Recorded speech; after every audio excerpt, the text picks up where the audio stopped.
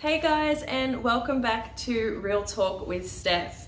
Today I am filming from our kitchen because today I am talking about meal preps and meal plans. Meal plans, when mentioned, send people running for the hills.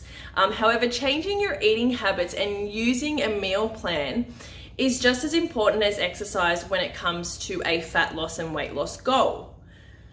But meal plans don't need to be filled with tasteless and bland foods, and if they are, you're generally not going to stick with it. So what would be the point?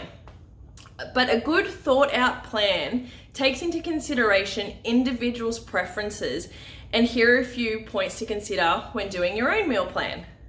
So number one tip when making a meal plan for yourself is that you need to remember to keep the key nutrients in your diet. So for most adults, it would be looking at 5 vegetables and 2 fruits daily, and having good sources of proteins and good fats.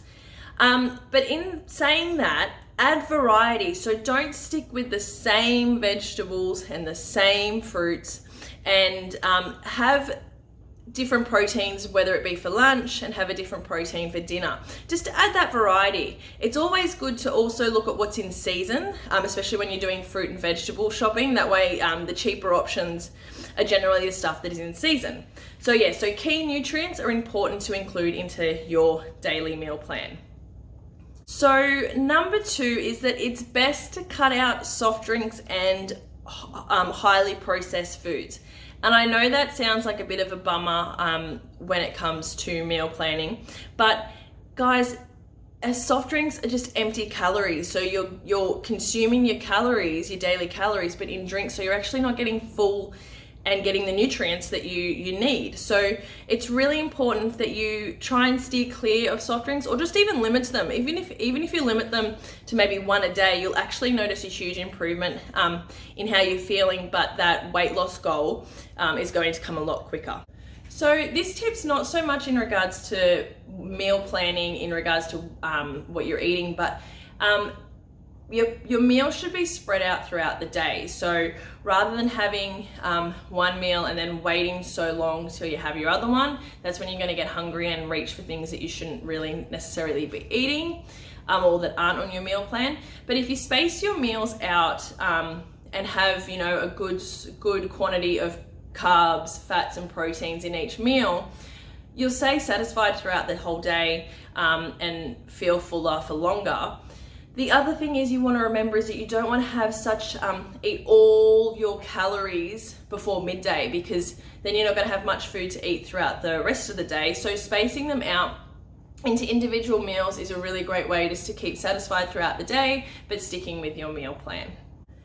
And number 4 is a super important one, and one that you should remember regardless of where you're at and what you're doing. But your meal plan needs to cater for you individually in regards to your goals, what you're looking at achieving, the foods that you enjoy. There's no point in cutting out every single thing that you enjoy, because you're not going to stick with your meal plan. You might stick with it for a week, but then you're just going to get the cravings, or you're just not going to feel satisfied. So including the piece of chocolate, or including, your hot chips, or whatever it is that you really enjoy, making sure it fits into your meal plan so that you stick with your meal plan day in, day out, achieving those goals, but you're also getting the foods that you enjoy.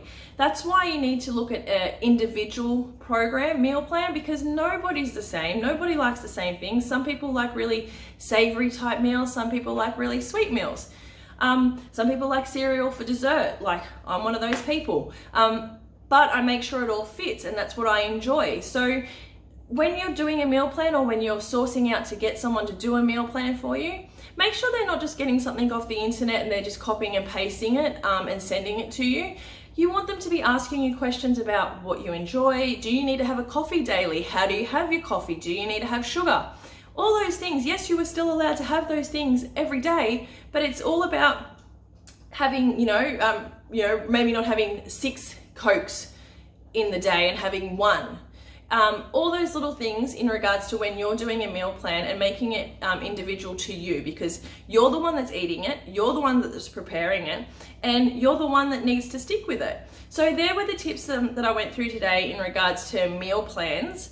If you'd like any more advice on individual meal plans for you and for your goals, reach out. I'd love to help you out. Otherwise, enjoy your rest of your day, and I look forward to seeing you on Real Talk with Stef soon. Bye guys.